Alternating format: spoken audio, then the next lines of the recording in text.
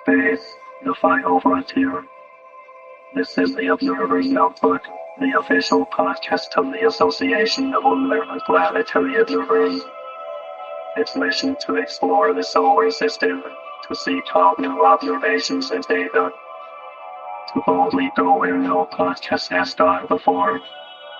And now the host of the Observer's Notebook, Tim Robertson. Hello and welcome to episode 206 of the Observer's Notebook, the official podcast of the Association of Lunar and Planetary Observers. I'm Tim Robertson, the host of the Observer's Notebook, and also the coordinator of the training program within the ALPO. Thank you for downloading and listening.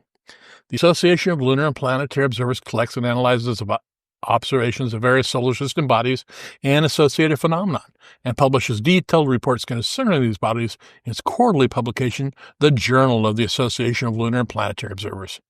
This podcast depends upon donations from you, our listeners, to keep it going. If you enjoy what you hear on the podcast, you can donate to it for as little as $1 a month. Feeling more generous, for $5, you receive early access to the podcast before it goes public. For a monthly donation of $10, you receive a copy of the Novice Observer's Handbook. And for $35 a month, you receive producer credits on the podcast. Find out more by going to www.patreon.com/observernotebook. And if you'd like to join the ALPO, membership begins at only $22 a year. Find out more at www.alpo-astronomy.org. And we're also on the Facebook. Just search for ALPO Astronomy. And this podcast also has a Facebook page as well. Just search for Observer's Notebook. And if you enjoy what you hear on the podcast, please subscribe. And that way you'll never miss another episode. And now episode 206. And we're talking Total Lunar Eclipse with John O'Neill. Enjoy.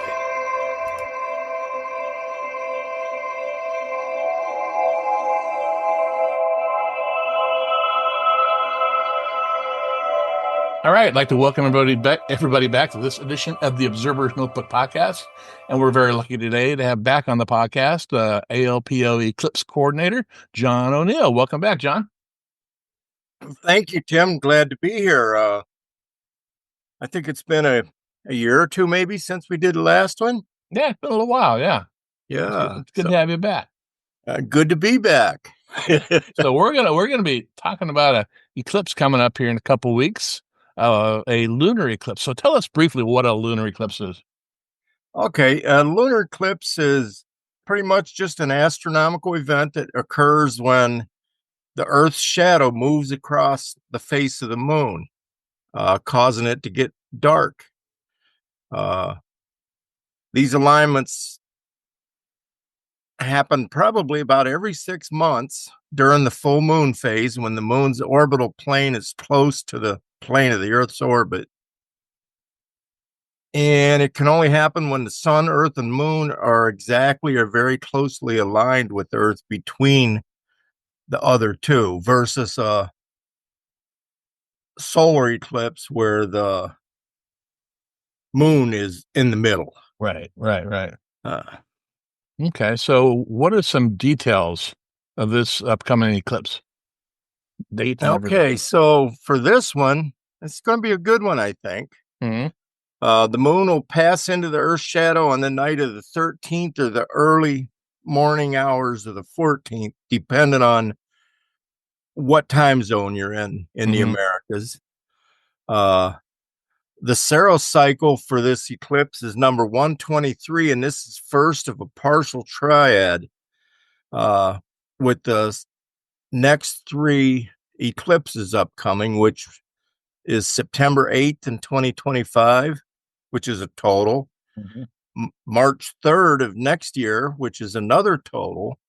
Total lunar eclipse? August of 28th to 2026, which is a partial. Okay, those are lunar eclipses? Yes. Okay. And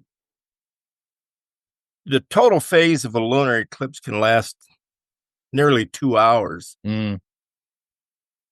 While, as you know, a total solar eclipse only lasts a few minutes at any given place. Right. Because the moon's shadow is so much smaller.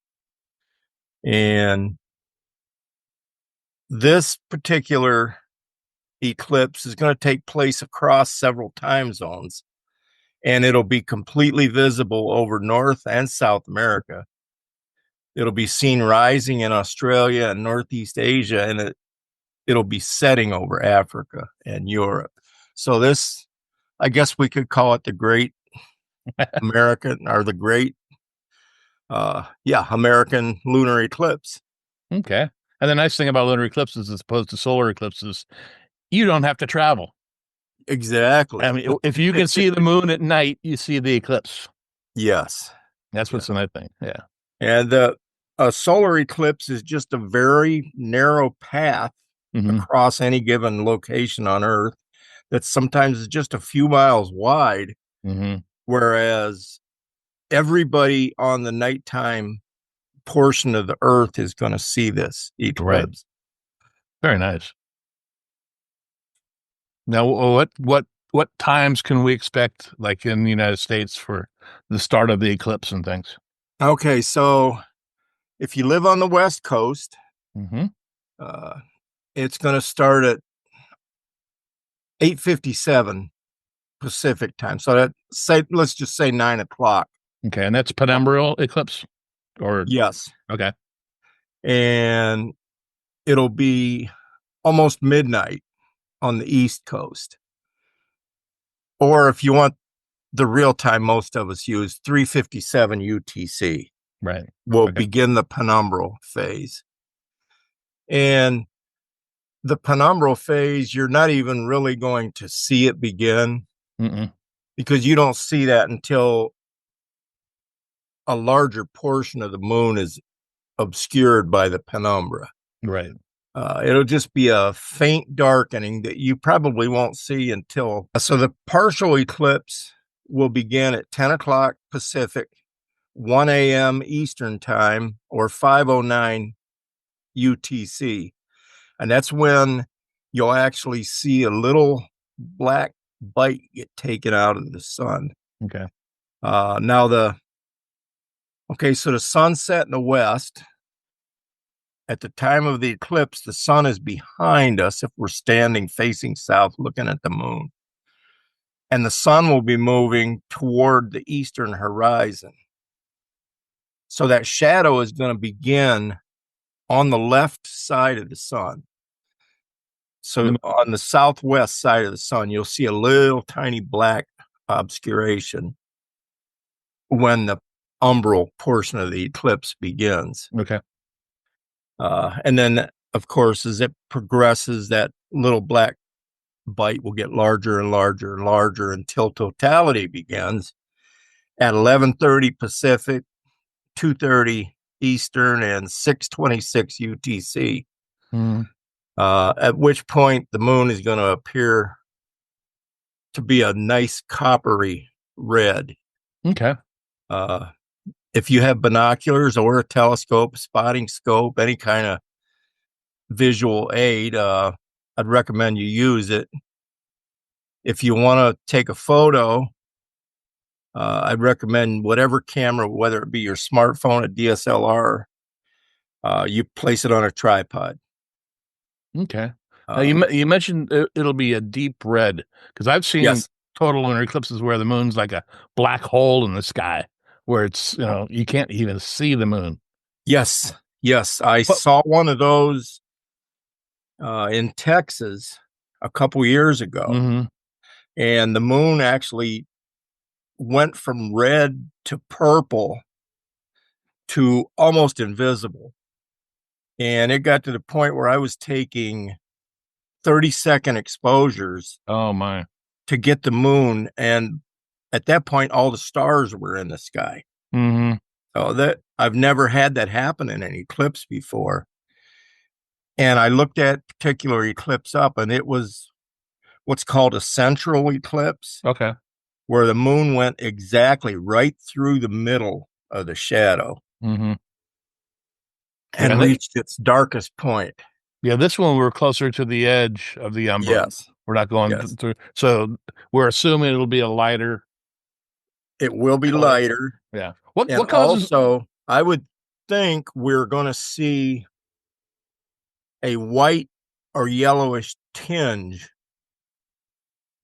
that's gonna, let's see, it would start on the northeast side, go up over the top, and then move to the northwest side of the moon. Okay. What causes the red color? The red color is just caused by the scattered light. So during the daytime, when we look up at the sky, it appears blue. Mm-hmm. And that's because the sun is overhead and the light is scattering outward. And that enhances the blue coloration and makes our sky look blue. Okay. During the mornings and the evenings, the sun is closer to the horizon and the sunlight is getting scattered upward, which gives it a more reddish tint. Okay. And the same thing happens when the sunlight's coming around the Earth. It's getting bent toward the red end of the spectrum and causes that red coloration. Okay. Interesting. So while the eclipse is going on, are there other things in the night sky we could look at? So if you look to the west when the eclipse begins, and again, that'll be 12 a.m. or 12 midnight for the Eastern United States, earlier for the Western, you're going to see the constellations of Orion, and the planets Jupiter and Mars are going to be over in the west, getting ready to set. Okay. To the east, you're going to see Bootes, and Hercules rising. Okay. If you look north, you'll see both dippers. The Big Dipper will be above the Little Dipper at that time. And the moon's going to be situated in Leo, under the lion's hind paw at the beginning of the eclipse and moving toward the constellation Virgo. And as the eclipse progresses and the Earth's shadow dims the moon's brightness, these constellations are going to become easier and easier to spot. Right. And it's always a good idea to try to capture some of these constellation shots with a wide angle lens, or even with your smartphones now. Some of the new dark nighttime programs they have for these smartphones are getting pretty incredible, and I'd recommend giving it a try. Yeah, that's true. That's true. Yeah, I'm going to be in Arizona for this eclipse, so that'll be nice. I'll have nice skies. Great. Yeah. Well, whereabouts? Up near Sedona, that area. Okay. Verde Ranch. Some good skies there, right? Oh, yeah. Very nice. Yeah. Yep. So, a meteor flash. What is a meteor flash? Okay, so of course we've all looked at the moon before. We're all familiar with all the meteor impacts, right? All the craters on the moon, and the moon is constantly being bombarded by meteors. Trouble is, when it's full and in the night sky, it's so bright that if a meteor does impact, the flash of impact is negated by the brightness of the sun or the moon, and it happens all the time, we just don't see it. So during a total eclipse, when the moon is so dark, if it happens to occur, if a meteor impacts the moon during totality, we're going to see it.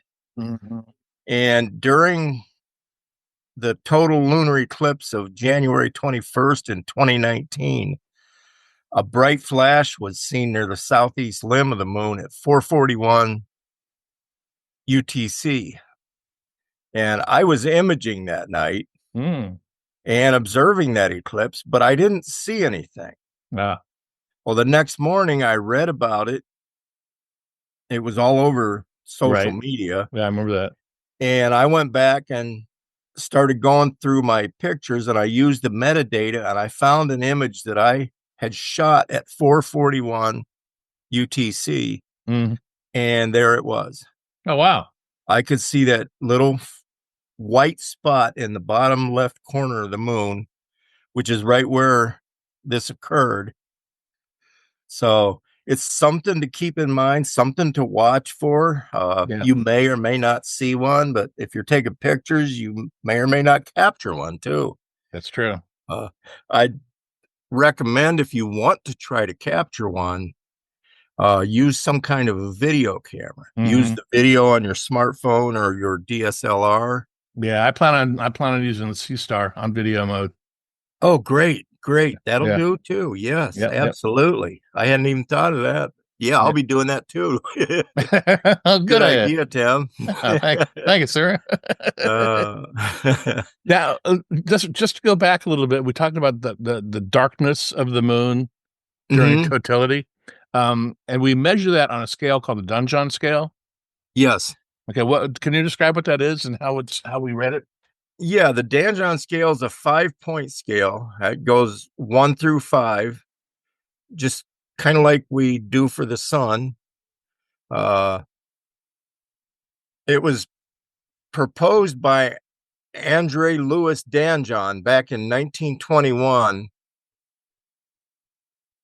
He was postulating at the time that the brightness of a lunar eclipse was related to the solar cycle. And as it turns out, it probably wasn't related to the solar cycle. It has more, I think, to do with local skies and conditions, whether there have been any volcanoes erupted or any wildfires going on, or don't say wildfires.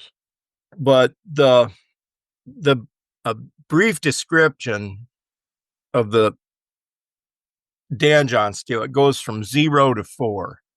I don't know why they didn't go 1 to 5, but for some reason they went 0 to 4.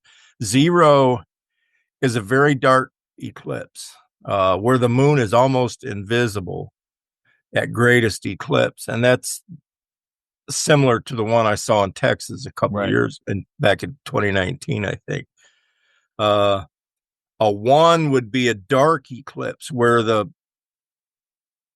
moon doesn't look so much orangish or reddish, but more gray or brown.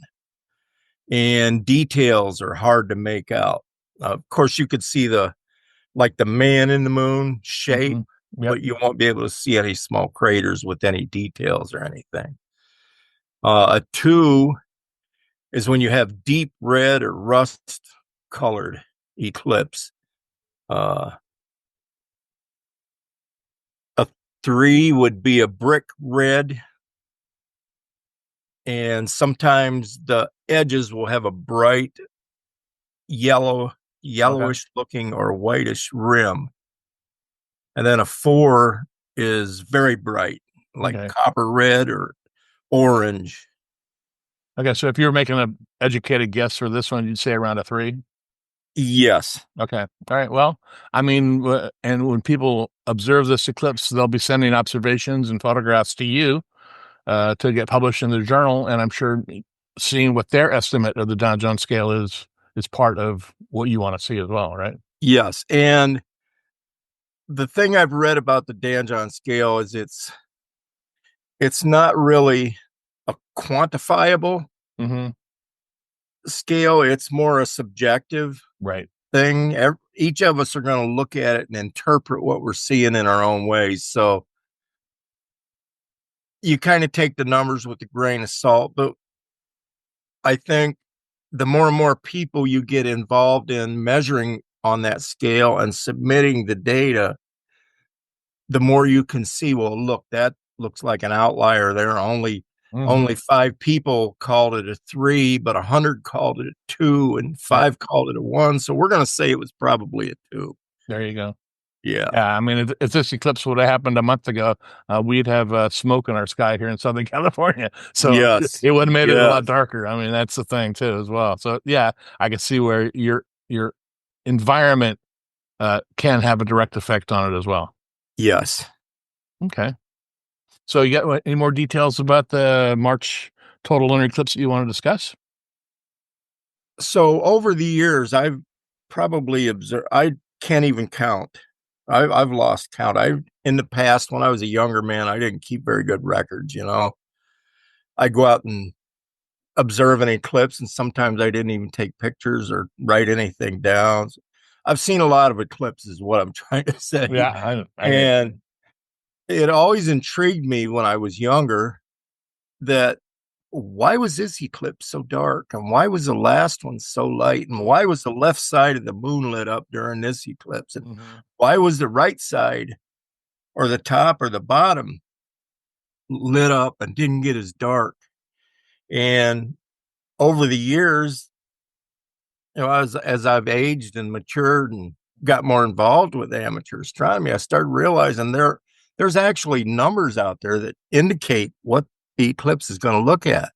Right. And the three probably most important is the gamma, the penumbral, and the umbral magnitudes of the eclipse. And if you go to any good eclipse site and look up this eclipse happening in March, you'll see those three numbers. Oh, okay. And you'll usually see a diagram of the moon and the umbral shadow and the penumbral shadow and a line denoting the direction. Right. And how far that the moon is above or below the center line. Right. So if the moon's above the center line, that means the northern limb is going to be susceptible to that bright area on top. If it's south of that line, it's going to, and that's kind of how you can predict what this particular eclipse is going to look like. So I encourage everybody, next time you look at that diagram that shows the moon going through the shadow, look at those numbers. They're usually listed on that chart, and it'll give you a good indication for what's going to happen. Oh, yeah. I remember back when I first got into this, a big measurement to take during lunar eclipses was crater timings. Where you would, you would see the shadow come across and you pick a crater, let's say Tycho, and as soon as the shadow hits the rim of Tycho, you note the time, and then the shadow moves across the entire crater and hits the other rim of Tycho, and you note that time. And then at the end of the eclipse, as it traverses again, you do that same thing again. It was interesting. I don't know if those observations are still valuable in any way, because the big variable on that was how dark the shadow was. Because if it was a dark shadow, it was like a line when it hit the crater. But the brighter eclipses, it became more diffuse and more difficult to tell when the shadow was actually touching the rim of the crater. So I don't know. I would kind of think that information might still be useful. Okay. Although I'm sure a lot of people out there are using computers and what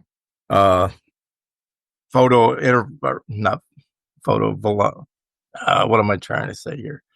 Like a photodiode tubes to exactly measure that stuff now. Yeah. But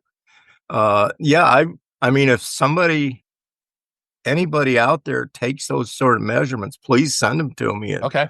We'll get them published in the magazine. Yeah. I think it would be very useful.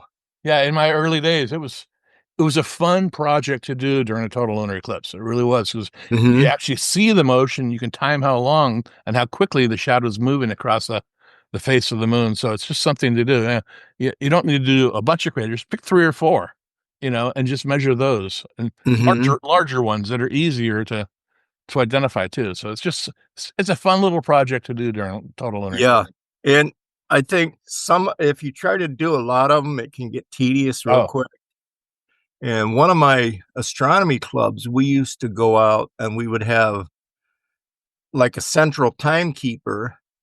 And then we'd have 6, 8, 10 volunteers out, and they would call out the timings. And that would give us a timestamp on there. Yeah. And that way you weren't like, okay, I'm done with that one. Now I got to go to this one. Now I got to go to that. If you do it in a group and go around a circle, then you can spread the work out, and it's not tedious then. Yeah. It becomes more fun. Plus you're in a group of people. Right. Yeah. I'm going to age myself here, because the way I used to do it was I would use a tape recorder, and I would use, I don't know, what's a WWV, the international clock. And I would have that in the background with the tape recorder. And then I would use one of those little Cricut metal, like noisemaker. Yes. And as I was watching it, as soon as I saw it hit, I would hit that little clicker thing while it was recording the timer, and I would just name, okay, first contact of Tycho, and then I'd click it again, okay, second contact of Tycho, and so and then I would go back later and use that, replay the tape, and try to figure out the exact second that the it was a lot of fun. Well, I'll officially confirm, Tim, you're older than dirt. Thank you very much, sir. I appreciate it. As am I. So I appreciate it. I think I know of some dirt that's old that I'm older than. So yes. Anyway, moving right along. So you talked a little bit about astrophotography of a lunar eclipse. Do you want to touch on that anymore? Sure. Yeah, because it does depend on your equipment. So let's mention smartphones first. Okay. Because there's so many people have smartphones. And if you're one of the lucky people that have like the absolute newest generation of smartphones, those things are really incredible, and they're becoming better every year at taking low light images. But there are certain things you can do to make them work even better. Number one, if you're going to use a smartphone, get an adapter and put it on a tripod. Number two, use an app that you can trigger the camera without touching it. Some are voice activated. And I think those are the best. You can set up a word, like say shoot, and it'll take a picture. Don't want to use a common word because if everyone's saying it, it's but yeah, that's good for a smartphone. And a lot of them will zoom into the point where you can get a respectable sized image.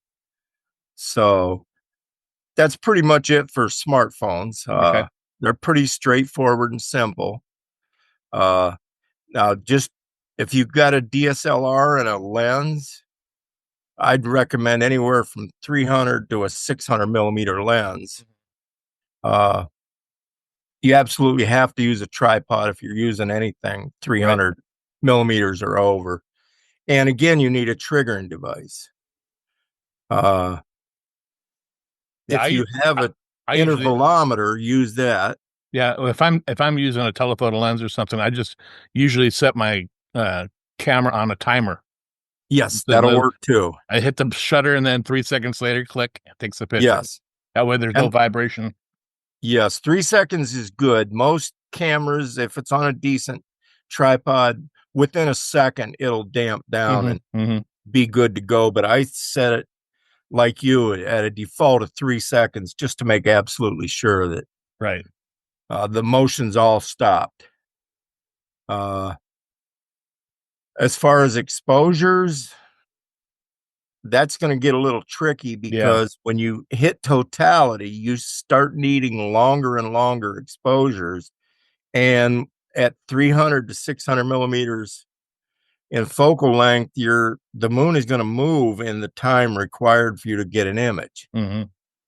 So you may have to bump your ISO up, maybe go up to 1600, 3200. These new cameras, these new DSLRs have such low noise floors that you can bump them up to pretty high ISOs without affecting the quality of your image like it used to be in the old days. Agree. Last, if you're going to use a telescope, binocular, spotting scope, afocally, or by putting the camera into the eyepiece holder of your telescope, that's a good way to go. Again, you need some method of triggering it without touching it, especially once it's on a telescope. You definitely don't want to be touching it then. Right. And if you do, you may even want to change that exposure length to 5 seconds instead of 3, just to give it a little more damping time, because you got to dampen out the entire telescope at that point. Right. So it's much easier to just use an intervalometer. Mm-hmm. And probably the most important thing about hooking a camera up to a telescope is you have to be extremely aware of your focus. Yep.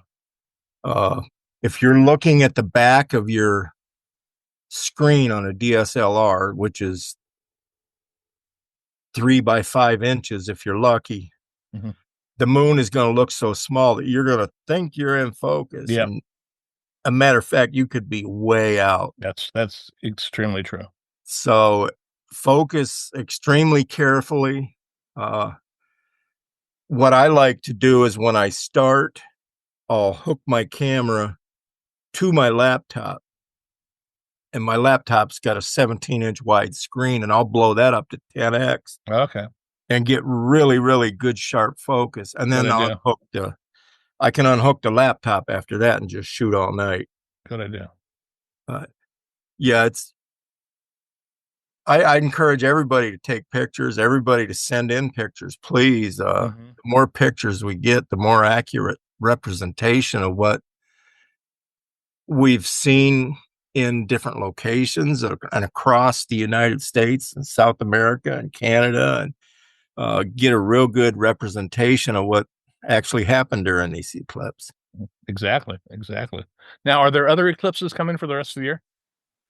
Yes. Let me get back up to the top of my.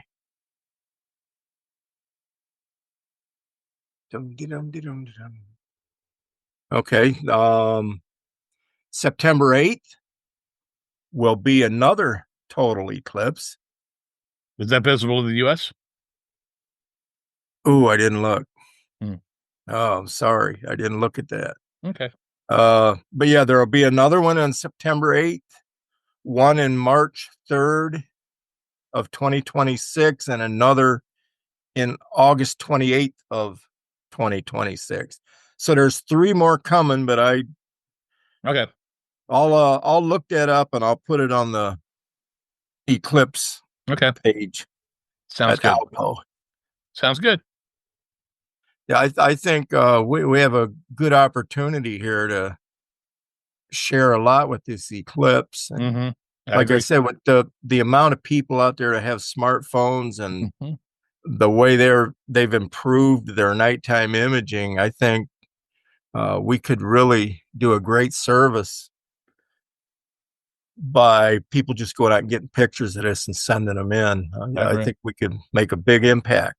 Yeah, that's like I said, I plan on just using my C-Star for it and just a video of the entire thing. That way, if there are any meteor impacts, they'll be there. Yes. Catch them. Now, I know a couple people have had some failures with trying to do long videos. Some people got really good results, others not so much. Okay. Sometimes if you get some clouds moving through, they'll cause the C-Star to not be able to see, and it'll start moving around. So with the eclipse lasting as long as it does, I would kind of recommend with the C-Star you shoot like maybe half-hour videos. Okay. And then just instantly stop and start a new one. Okay. That's what I'll do. Yeah, I've never shot anything for this long before. I've done like 3 and 4 second videos in the past and nothing longer. Yeah. Yeah, I wouldn't go over 30 minutes, maybe even 10 minutes might be good. But yeah, kind of pick a time, like every 10 minutes, every 15 minutes. And another nice thing about doing it that way, you can take the start of, if you plan to do every 10 minutes, you can grab an image every 10 minutes from each video and make an animation out of it too. That's true. Well, very good. Or if you want to lay all the moon images out in a line, you could use those for that. The C-Star is a very versatile tool. Yep. I love mine. I'm pretty sure you love yours. Yes, I do. And yeah, they're great little grab and go scopes that particularly for this eclipse are going to be invaluable. Yeah. The field of view is perfect. Yeah. Yep. I like it. Cool. So you got anything else you want to share with our listeners today? No, I don't think so. I think we've pretty much covered everything. We covered the details of the eclipse, how to do imaging. We discussed briefly, but I'm sure if people want to try it, it's easy to go online and dig up some quick numbers as far as exposure times and exposure Right. lengths. And I could throw numbers out there, but it's like there are so many different camera models and makes, and yeah, and some people have full frame sensors, some have ASPC sensors, and that all equates into the numbers being changed for each of these different versions. And so it's kind of hard to just throw a number out there and say everybody do that, because I agree. People with different cameras are going to be disappointed if they follow that one number. So yeah, and also it depends on how dark the eclipse is in your area. That's going to change exposure times as well. All right. Yes. Well, this has been fun, John. All right. It has, Tim.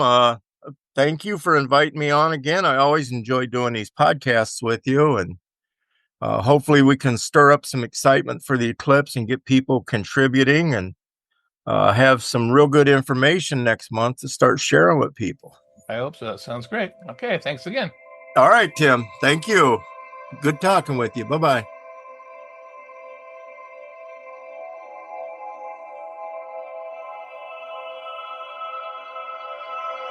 Well, that'll do it for this episode of the Observer's Notebook podcast.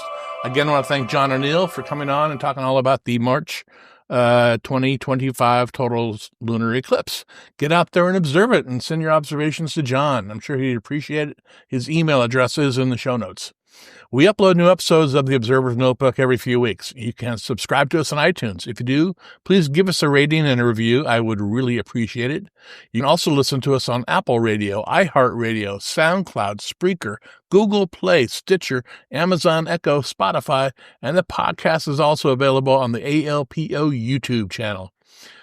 You can also help support the podcast by donating to it via Patreon, where you can give up to $35 a month, where you will receive 1 year's membership to the ALPO and producer credits on the podcast. With that, I want to thank the producer of this podcast, Steve Siedentop and Michael Moyer, for their generous support of the Observer's Notebook. The link for Patreon, as well as the link for the ALPO, is in the show notes. If you'd like to get a hold of me, my email address is cometman@cometman.net. Until next time, I hope that you always have clear and steady skies. Thanks for listening.